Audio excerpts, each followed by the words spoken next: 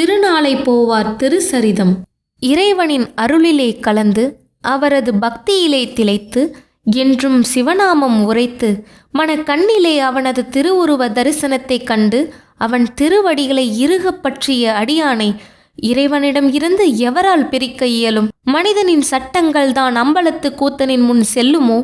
சோழ தேசத்தில் காவிரியின் கிளையாறு கொள்ளிடம் பாயும் வற்றாத வளமை கொண்ட ஊரே ஆதனூர். அங்கு உழவு தொழில் செய்து வாழ்ந்து வந்தவர் நந்தனார். புலையர் குலத்திலே தோன்றியவர், சிவத்தொண்டிலே உயர்ந்தவர். தனக்கு வரும் வருமானத்தை கொண்டு சிவாலயங்களுக்கு தேவையான பொருட்களை வாங்கி கொடுப்பார். சிவாலயங்கள் சென்று சிவபெருமானை வழிபாடு செய்வார். இறைவன் கோயில் கொண்டிருக்கும் நகரத்தில் நுழைவதே அவருக்கு பெரும் மகிழ்ச்சியை கொடுக்கும். ஜாதிய வேறுபாடுகளால் கோயிலினுள் தன்னால் பிரவேசிக்க இயலாவிட்டாலும் இறைவனை தொலைவில் இருந்து காண்பது அவரது மனதிற்கு நிம்மதியை கொடுத்தது. ஒரு முறை